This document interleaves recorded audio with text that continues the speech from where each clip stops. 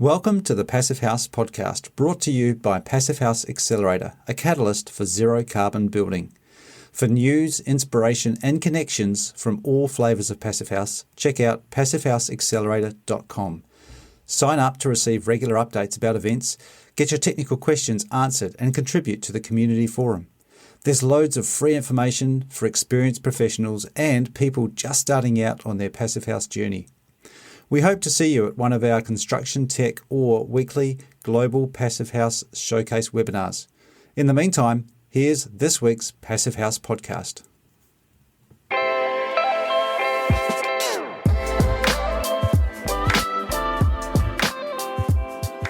Welcome back to the Passive House podcast. I'm Matthew Cutler-Welsh, coming to you from Auckland in New Zealand. And I'm Zach Semke, coming to you from Seattle, Washington.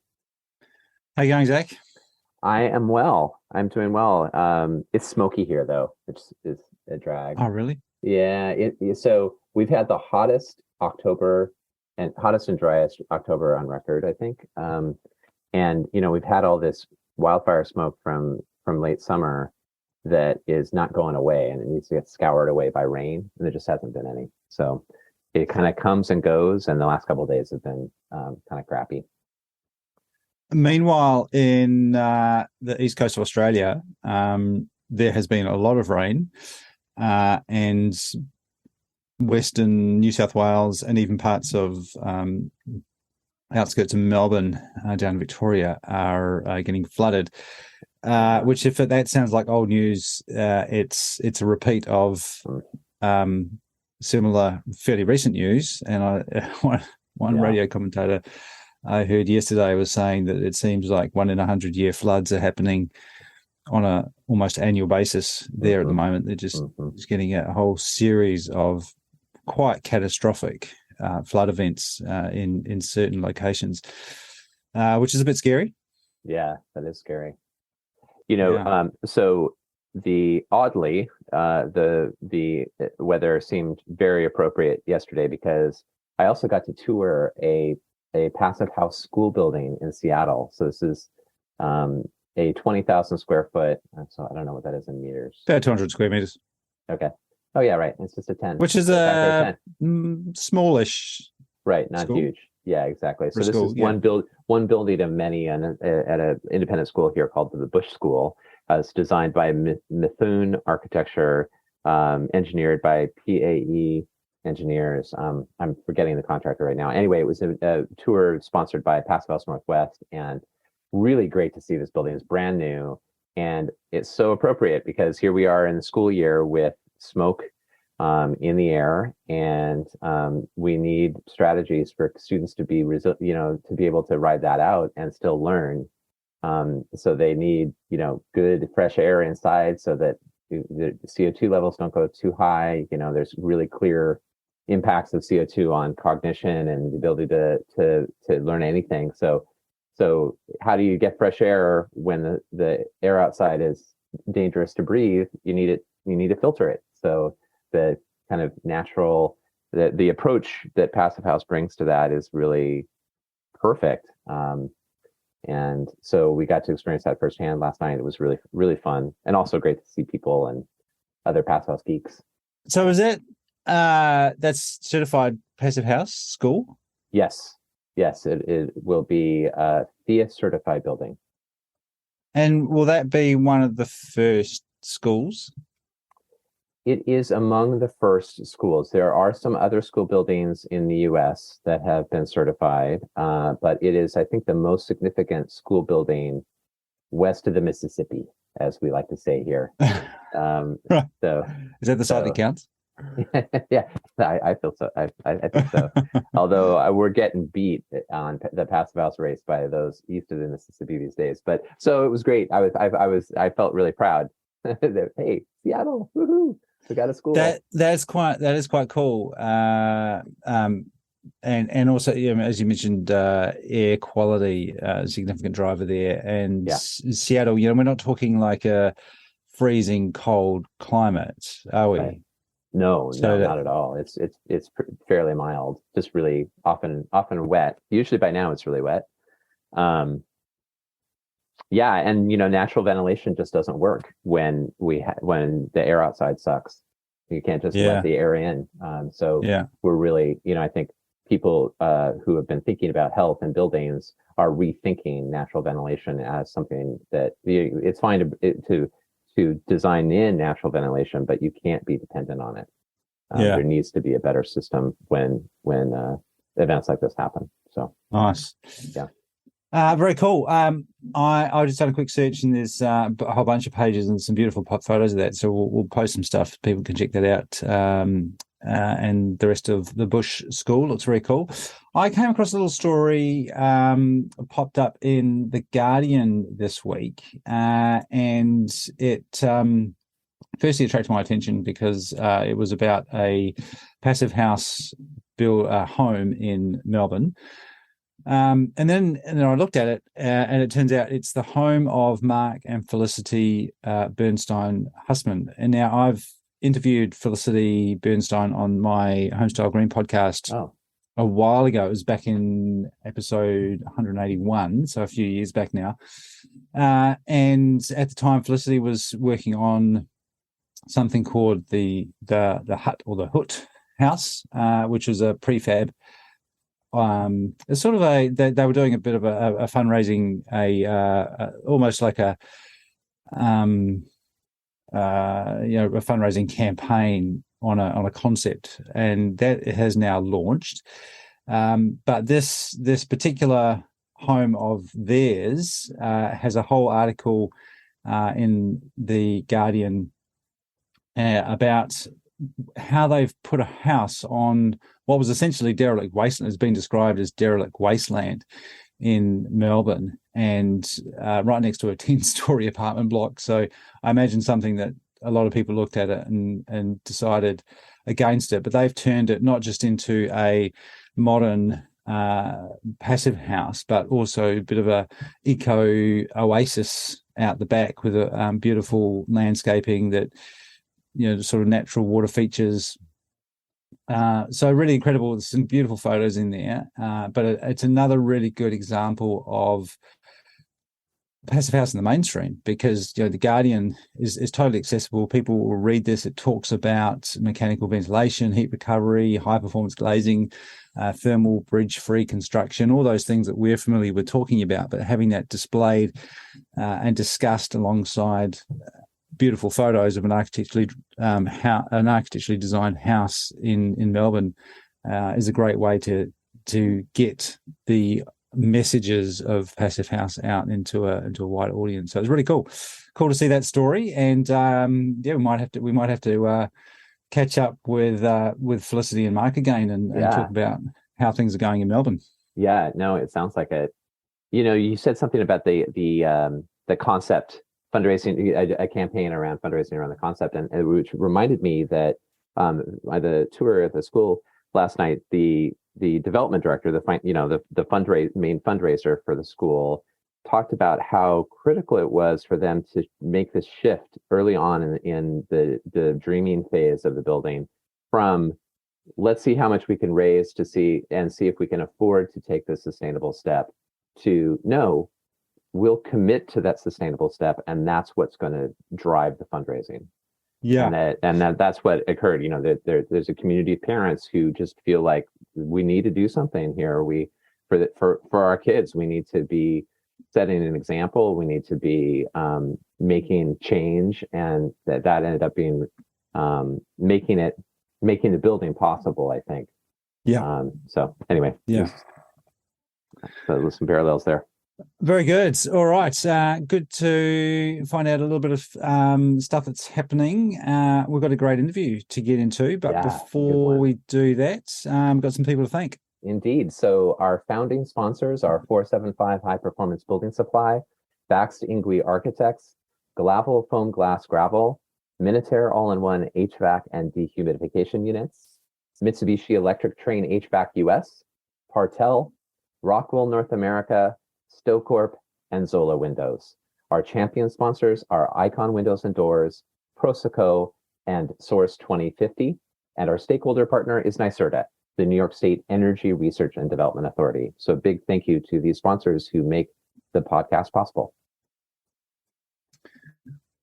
All right. Well, this week I caught up with Enda McDonagh, and Enda is he's certified passive house consultant for the last few years, but he actually trained as an architectural technician at the Technological University of Dublin before moving to Canada, and where he joined the firm Montgomery Sisam Architects, where he's been since 2010, and he's done a lot of work in the education buildings, but also supportive housing, mental health sectors. And he became qualified as a passive house consultant in 2019. And Montgomery Sisam came across my radar because they popped up in a story of a prefabricated social housing or affordable housing building that they were just starting to work on. So I reached out to Enda and to talk about that project, but also this is an opportunity to just talk about his journey towards passive house and to talk a little bit about the differences between Ireland and where he is now in Canada. So hope you enjoy this. This is my chat with Enda McDonagh.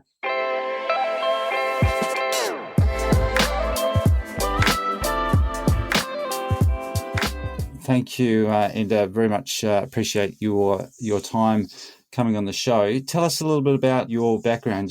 I suppose where did I start? I graduated way back in 2000, and I'm an architectural technician and more recently a passive house consultant as well. I graduated in Ireland first, and then started in Montgomery Sisam here in Toronto in Canada in 2010. So I'm in my 12th year at Montgomery at this point. Yeah. But did you recently become Yes, but principal. Yeah, so I've been a principal at the firm. Yeah, so I've been a principal at the firm for the last maybe 2 years. And it's been a super change. Been a different experience, an enjoyable experience, and daunting experience all at once. Right. When coming back to your growing up, getting trained in Ireland, what do you remember? What you thought, or what was your experience of coming to Toronto? How did it feel professionally when you arrived? Oh, so yeah, it was very, very interesting. I had so actually the first one of the first resumes I sent out was to Montgomery Sisam, where I'm working now, and I had such an enjoyable interview with these guys that I assume they did too. That got hired very, very shortly thereafter, nice.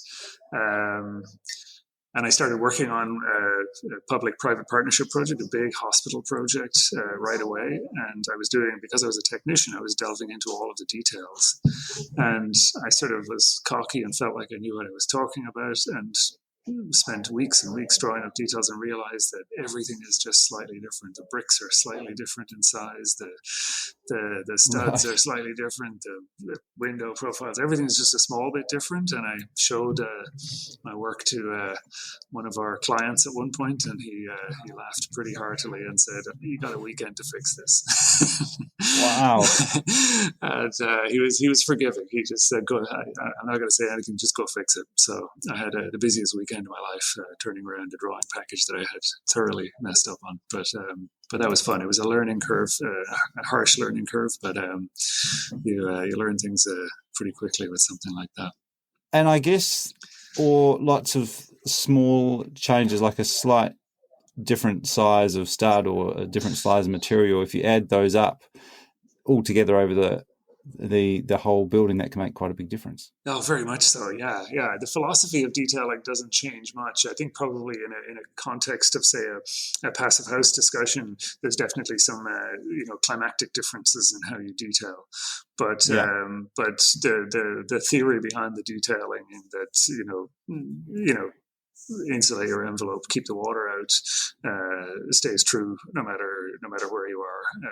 And so that was not a dramatic change for me. So I wasn't kind of fixing my understanding of buildings so much as my dimensions. That was one of the things I had to think about. Well, let's talk about that, because how would you, knowing what you know now, how would you rate your training as an architect in Ireland with respect to modern building physics? Well, so I had what I think is quite an interesting journey in the sense that I've always been kind of a bit of a geek for building details. I do love kind of getting into the weeds, as they say, on building detailing. And my first experience in the working world was with a large commercial firm in Ireland that worked. And it was run by architectural technicians. They really focused so heavily on detailing, and there were some great mentors in that space. And I was able to use that kind of as a springboard then to just keep kind of elevating myself through the architectural world, because I had this focus on detailing all the time and allowed the design minds to do their thing, and I was able to detail what they wanted.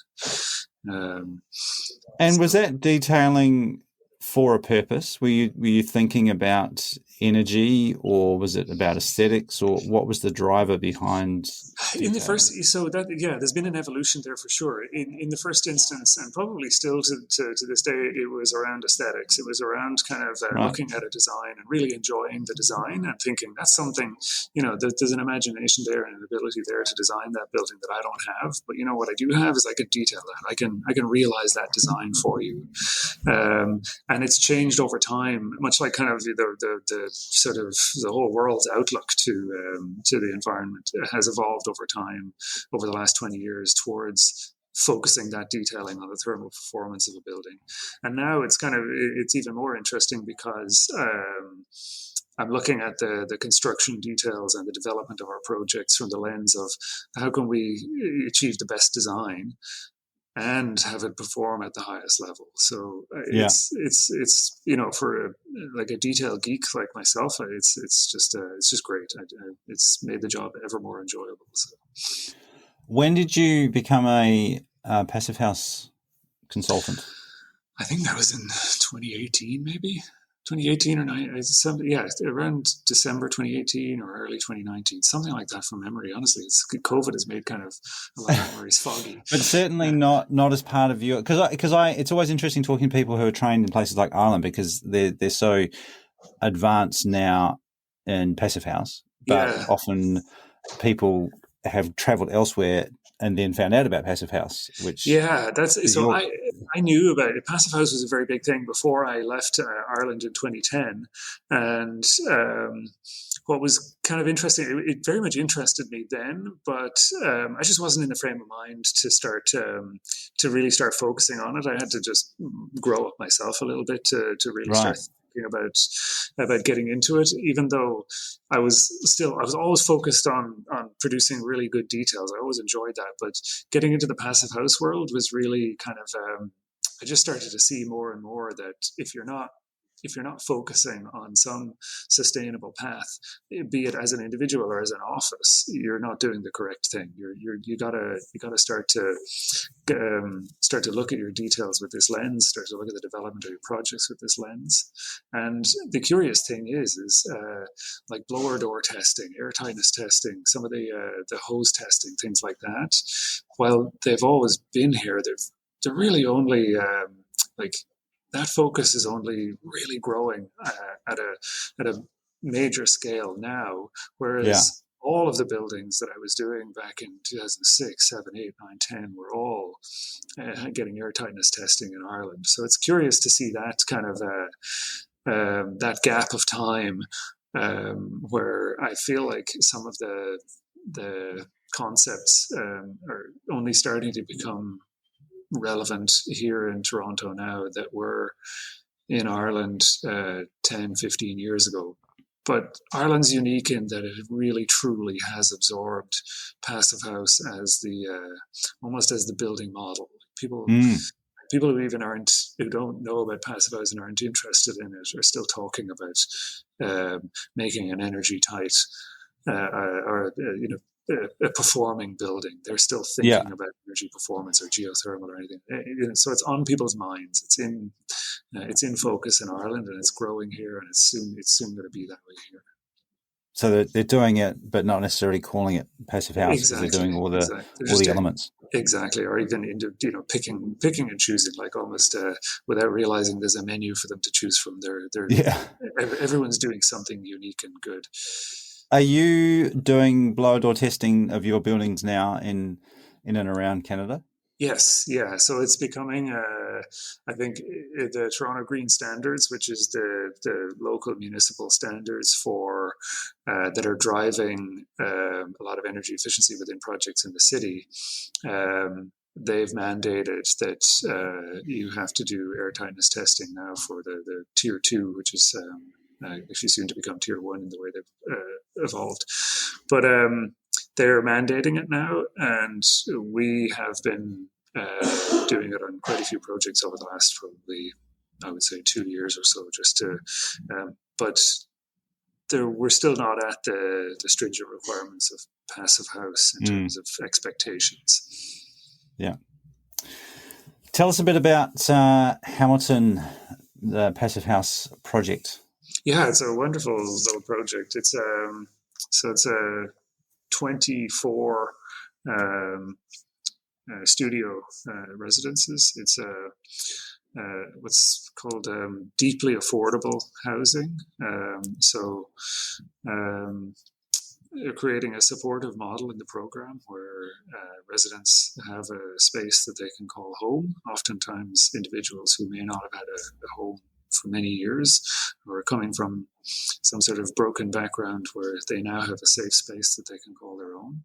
So these studio suites, they're around the 30 square meters, and they have a kitchen and a bed and a small living space and a two-person dining table and a washroom. So it's a full kind of functioning studio space. And then in the program on the ground floor of this, relatively small building, there's some community spaces and little meeting rooms for the residences for various programs that'll be enacted by the operator. I suppose what's kind of unique about this one in an interesting way is it's also a modular project. So it's being factory built and produced by a company called NRB Modular Solutions. They're based about an hour from the city of Hamilton, where the building is being going to be ultimately installed.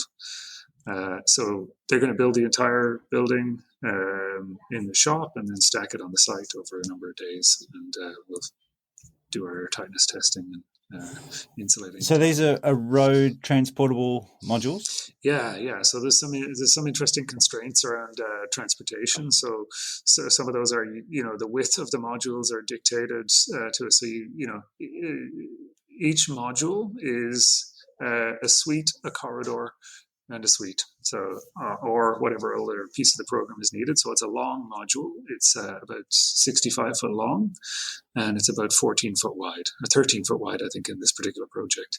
And what that means is you do have to get, as a modular provider, you do have to get building permits to get your module from your factory to your site, so that you're not causing a major disturbance or slowing down traffic in any significant way. So they've chosen those dimensions very carefully to navigate that permit process as easily as possible. And are they completely fit out in the factory? Do they come to site with everything inside? Everything is in there, yes. So the fridges, the stove, the cooktop, the microwave, the tables, the chairs. I think everything except for the bed covers is already in there and commissioned and ready to go. There is obviously some hookups on site. There's and particularly in this, we had a fairly healthy debate at the start of the project about centralized versus decentralized in terms of energy recovery and heating and cooling, and ultimately we decided on centralized. So there are some connections that have to be brought from the mechanical room module down the corridor to connect up to the suites. fan coil units in the suites, but it is that'll happen very quickly. It's all being Yeah. sort of strategically worked out. And what about the ultimate cladding? Are they built with cladding, or do you stack them all together and then wrap the whole thing up? It's an amazing debate that we constantly have. You really want, in a modular world, you want to try and have everything possible built in the shop. But we took a fairly risk-averse approach on this project to air tightness testing, where we thought, you know what, if we're going to do some whole building air tightness testing, we want to get that in place before we finalize the cladding. So we're going to interconnect. You have to do some structural interconnections between the modules once they're on site. So we knew there had to be some cladding interconnection. There had to be some cladding that was going to be done on site. So we thought, you know what, it's a short amount extra on the schedule, but it's going to give us all a lot of reassurance that we can hit the air tightness targets if we leave it open and unclad when we do that first test for the air tightness, and then we can start to layer up on that and continue to test beyond that, instead of like straight away from the first module install trying to find where your air issue is. And I assume that there's a slight variation in modules that are going to be on the inside versus modules that are going to end up on the outside. Well, they all have because the module is kind of a front to back approach. So as I say, they all have some exterior elevation, and then the gable ends have a little bit more elevation. Exterior envelope. So there's a bit more cladding there, but it will turn into a fairly normal building project, traditional as we understand it, once the modules are dropped on site. But really, the non-modular components of it are air tightness membrane,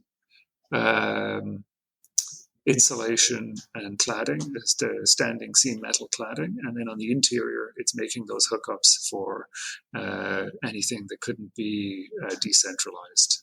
So the heating, cooling, and the energy recovery. Yeah. And so you're going with a whole building air tightness. You because that was going to. I know there's some challenges with getting air tightness thresholds with tiny houses, of which these are probably would fit into that category, being small floor plates.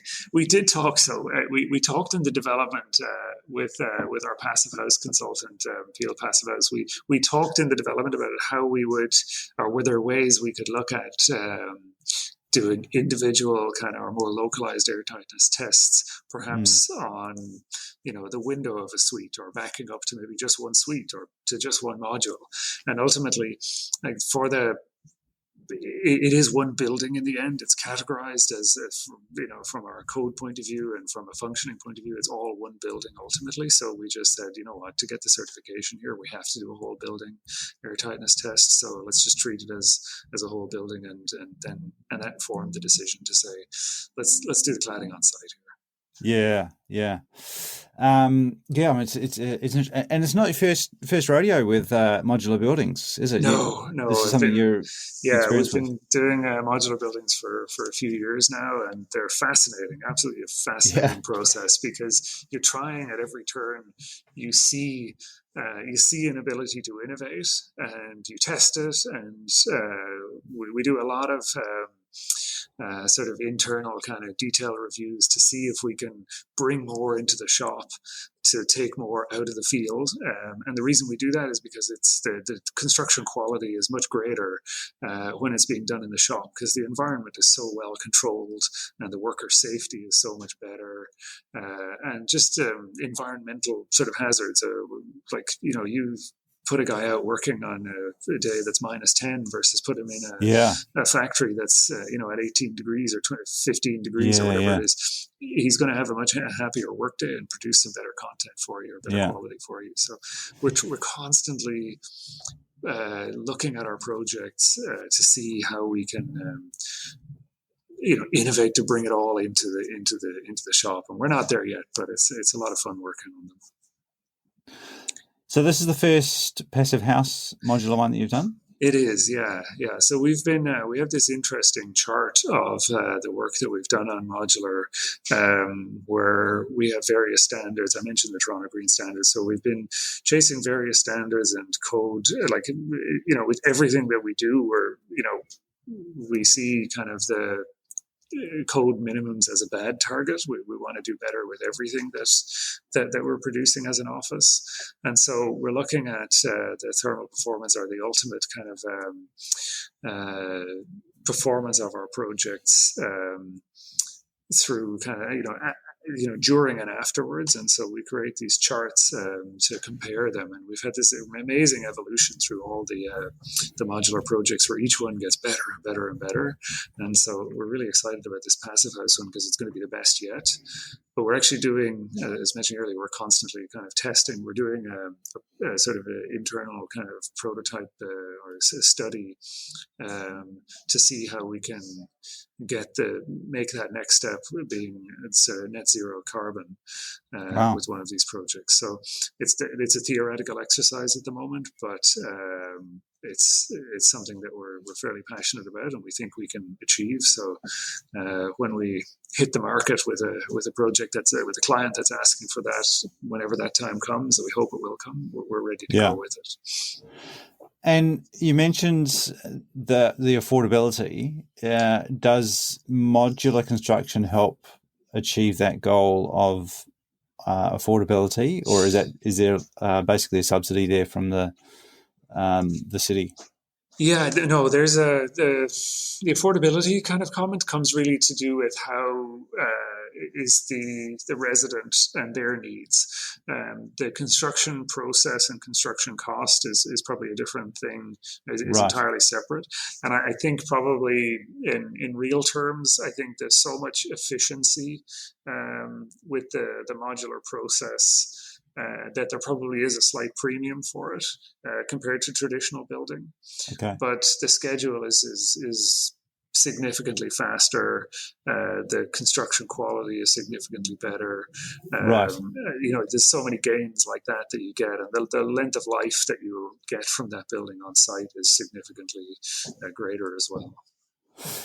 But that's an important distinction, the difference between construction cost versus cost of ownership and cost of being able to live. Yeah, it's a massive one, I think, and this is where passive house kind of comes in as well, because it's one of the things that I found about detailing, jobs that are, and long before kind of I was in the passive house world, we were looking at projects like this as well, is when you're really detailing them, when you're detailing a project really, really well and focusing on those details, and you get a contractor that understands that and is on message with that and shares that kind of enthusiasm for quality with you, you end up with a project that's really durable and long lasting. Yeah. Passive house, really what passive house is doing is it's not changing the way we're building or anything in any dramatic way. It's just showing us what we should have been doing all along, and showing us the expectations we should have had all along. And so out of that, when you see the quality, it's just an enforcer of that quality in construction.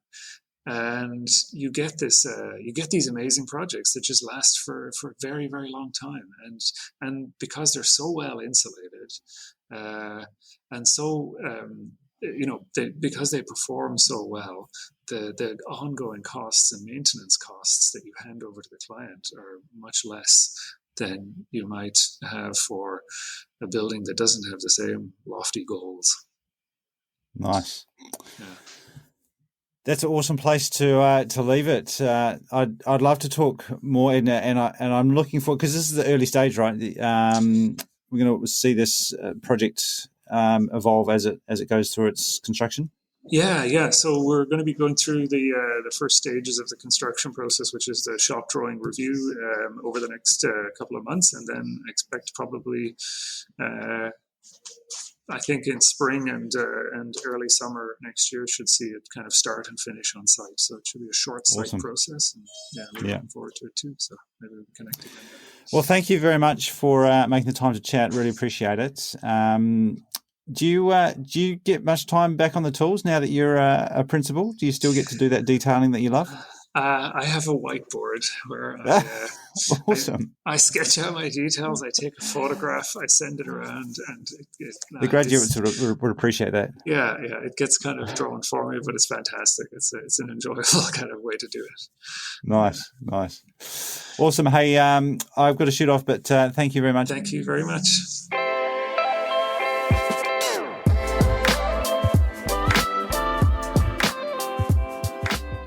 And that was Enda McDonagh, who is a principal now at Montgomery Sisam Architects he's in Toronto, but talking about a project there in Hamilton, in Ontario. What do you think, Zach? Oh, it was an excellent interview. Really, I found him Enda's story really inspiring.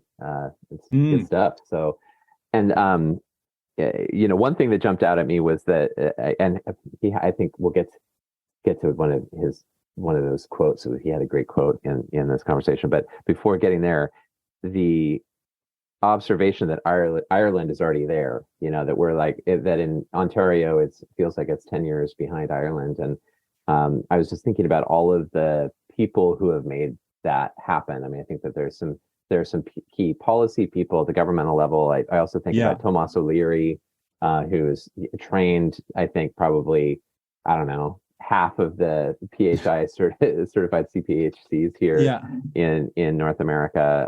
I got my training from him, and he's just a force of nature. And others who have helped make that a reality there. That is just there's this understanding that even if it's not passive house, there's this understanding that you need to be focused on the performance of a building and thinking about the envelope in a really serious way. I think that's a really good point, that it hasn't happened overnight, because it hasn't always been that way either. And I talk to people. I mean, Enda is a really great example. He went through school, learned architecture, but didn't become a passive house consultant until a couple of years ago, and that was in Toronto. So it's definitely changed, and Ireland's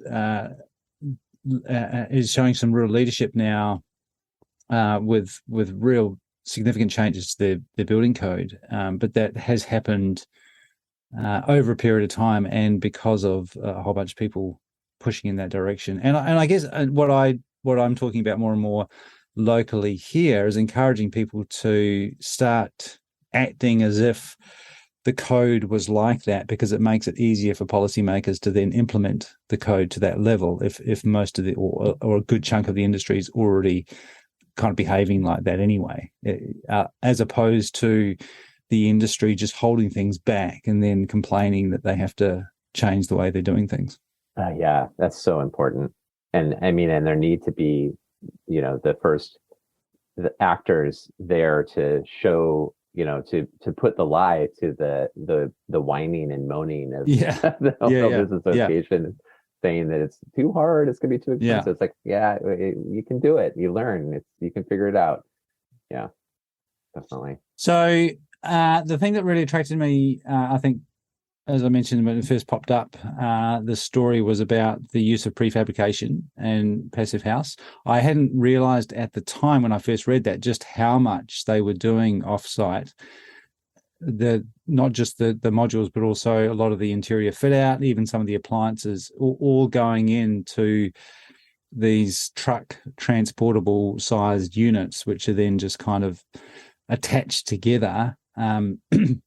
We didn't get into detail of the structural attachments there, but I was very intrigued about that decision as to where to draw the line of the envelope from an air tightness point of view, and thinking about, do we blower door test each module, which is problematic, particularly if you're using PHI, because it's really hard to get to under 0.6 air changes per hour if you have a really, really small unit, and these are quite small units.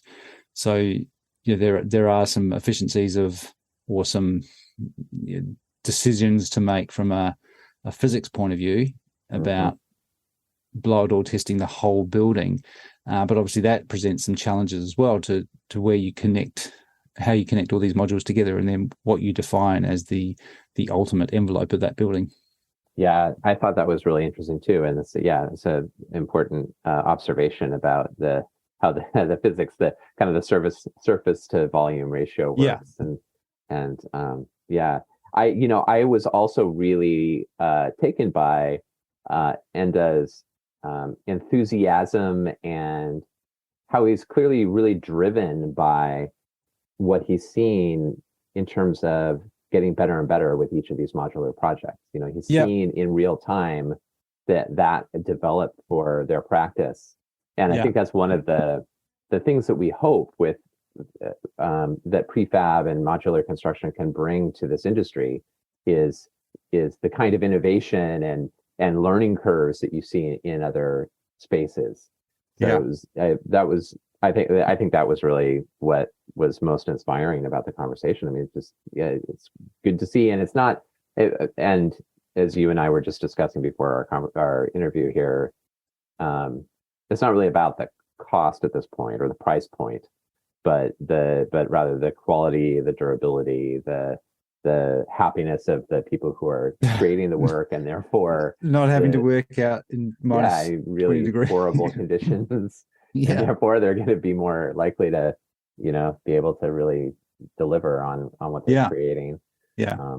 I think that's a really good point, that we don't overpromise on the price or the savings potential of offsite manufacturing. And I know that that's happened in reality here, that it doesn't necessarily cost less to build stuff in a factory, because then you have the additional costs of transporting large modules instead of lots of small pieces. But it does allow you to do it in a more controlled environment and get more standardization and get more precision. So there are still lots of advantages. And then, of course, your time on site is greatly reduced as well, because it's just basically a crane lifting things into place. So there's significant advantages. But I agree. I like Enda's focus, particularly in this end use of affordable housing. The affordability is about the cost of living, the cost of ownership, the cost of being in that home, as opposed to getting on the property ladder and the cost of construction. Yeah. No, it's an important distinction.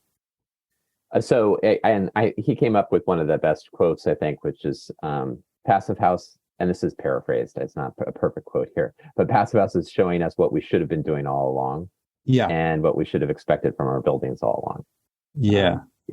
I mean, that's perfect. I definitely can relate to that when I think of our building code here, and I know other people that have done similar exercises where they've sort of mapped out all the things that a good building needs to have. And then if you overlay that with our building code, there's all these holes where the building code that we have currently just don't deal with things like, they're completely silent on summer overheating, for example. Mm-hmm. Our ventilation rates just do not guarantee an adequate supply of fresh, healthy air. There's all these gaping holes in our building code. I think that's at the heart of what Enda's saying there, is that Passive House fixes a lot of that. It does present a really good foundation for a effective, warm, dry, healthy, and potentially low carbon living space, or any other type of building. Yeah. Well said. Great interview. Thanks for sharing. Yeah, well, it was good. Love meeting people like Enda out there doing great work and incorporating into their business as well, and hopefully more projects to come in their business as usual. All right, what do we got coming up? Lots coming up. So we have at the Passive House Accelerator this coming week.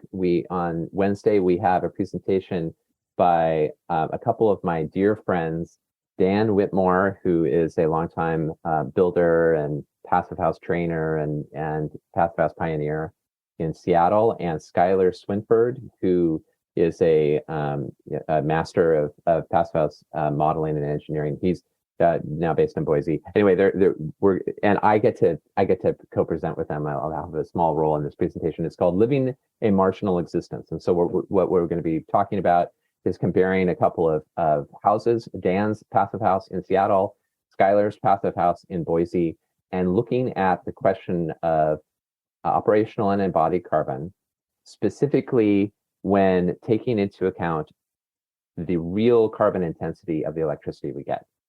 And so it's breaking through a little bit of the myth that Seattle has carbon-free electricity, because in reality, we are part of a much larger grid that has plenty of dirty electricity. So recognizing that, what does that mean in terms of the smart moves to decarbonize buildings? So it's really interesting. It's based on a bunch of work that Skylar's been doing. So he's going to unveil that on Wednesday, which will be fun. And we're going to then present that at the FIAS conference, which I'll talk about in just a moment. We also, on Thursday, October 20th, Friday your time, October 21st, we have a component spotlight with Lamilux. They're going to be talking about their Comfort Solo product. So we'll be hearing from Jeremy Latriano of 475 High Performance Building Supply on Thursday. I'm really looking forward to that, as I know a lot of other folks are as well. So join us on Thursday for that. And then, of course, next week, we have the FIAS conference and also a major conference by Passive House Trust, which I know less about, but I realize that we haven't been talking about that, and I'm going to include a link in the show notes to make sure people are aware of that. But pivoting back to FIASCon, it's going to be in Chicago this week, or this next week, and a couple of announcements that I want to make. One is that, Matthew, you're going to be coming, which is so exciting. We'll be doing a series of Passive House podcast interviews at FIASCon with Mary James as well. And those are underwritten thanks to generous support from Zola Windows and Stillcorp. And then we also are happy to be co-presenting the after party with FIAS Alliance. So it's the FIAS Alliance and Passive House Accelerator after party on Friday. It is sold out now, but I want to thank the sponsors who helped slash the ticket price from $125 a ticket to $40 a ticket. That happened because of the generosity of 475 High Performance Building Supply, Icon Windows and Doors, Inotech Windows and Doors, Partel, Proseco, and Source 2050. So it's going to be a great party. It's going to be a lot of fun in Chicago. Yes, awesome. Thank you very much for all those fantastic sponsors making that happen. And I'm very much looking forward to getting across and learning a lot more about FIAS, because I don't know as much about that as I do about other flavors of Passive House. And I'm glad you mentioned the UK Passive House conference. Hello to the UK. We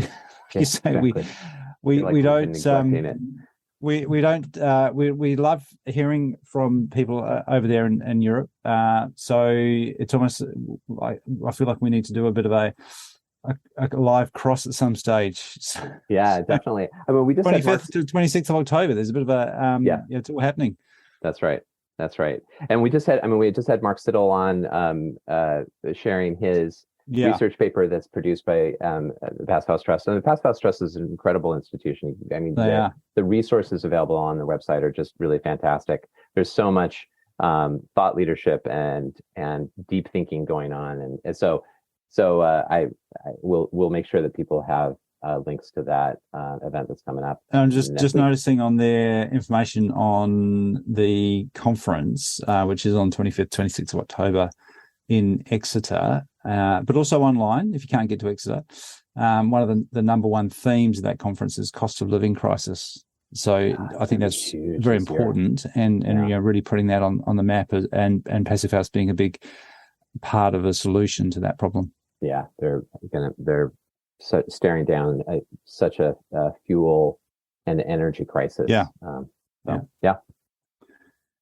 All right. I think that just about wraps it up for this week. But yeah, lots coming up in the next couple of weeks. It's going to be pretty awesome. Yeah, indeed. Thanks again for the interview, Matthew. It was really great. Pleasure. Thank you, Zach. We'll see you next week.